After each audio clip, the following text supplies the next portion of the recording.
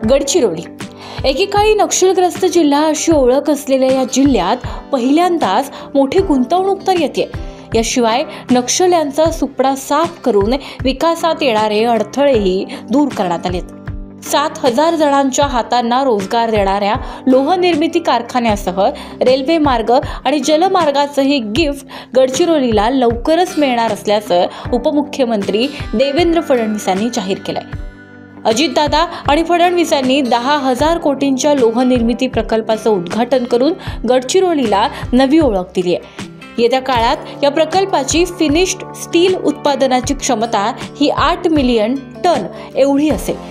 यापूर्वीच लॉर्ड्सच्या गुंतवणुकीमुळे 4 million ton एवढी क्षमता झाली होती। या दोन्ही प्रकल्पांची क्षमता ही महाराष्ट्रातील एकूण फिनिश्ड स्टील उत्पादनाच्या 30% असेल। येत्या काळात चार्मोशीमध्ये 35,000 कोटी रुपयांची गुंतवणूक अपेक्षित आहे, ज्यातून 20,000 रोजगार तयार होतील। याशिवाय चार्मोशीपासून ते काकीनाडा बंदरापर्यंत जलमार्गाचाही प्रस्ताव हा विचाराधीन असल्याचं फडणवीसांनी सांगितलंय। गडचिरोली जिल्हा बदलतो आहे।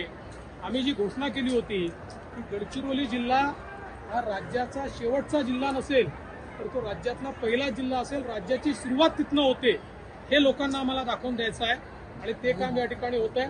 मी विशेषत्वाने या ठिकाणी आमच्या राजांचं अतिशय मनापासून अभिनंदन करेन की ते मंत्री तर आहेतच, पण त्यांनी या भागामधले ते राजे आहेत, त्यांनी आपली जमीन या प्रकल्पाकरता त्या ठिकाणी देऊ केली आणि त्यामुळे लवकर जमीन मिळाल्यामुळे प्रकल्पाचं भूमिपूजन हे या ठिकाणी झालेलं आहे आणि म्हणून त्यांचं देखील मी अभिनंदन करतो। आमचं एक तत्व पक्का आहे की गडचिरोलीमधलं जल, जमीन आणि जंगल जे आमच्या आदिवासींनी संरक्षित ठेवलेलं आहे, त्याला कुठलाही धोका आम्हाला उत्पन्न करायचा नाही।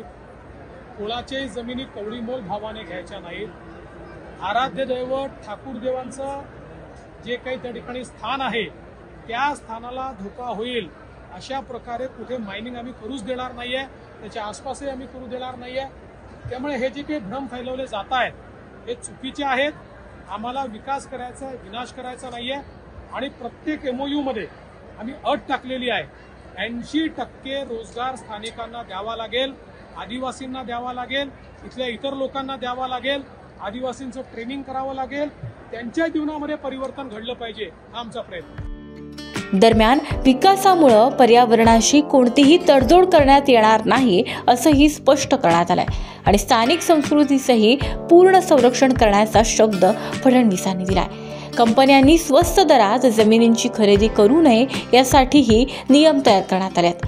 गडचिरोलीच्या घनदाट जंगलात नक्षलवाद्यांच्या प्रभावामुळे सरकार आणि प्रशासनही जायला घाबरायचं, पण राज्य सरकारनं पहिल्यांदाच एवढ्या मोठ्या प्रमाणावर गुंतवणूक करण्याचा निर्णय घेतला आणि नक्षलवाद्यांचा बिमोड करण्यासाठी ही मोहीम आखली आहे।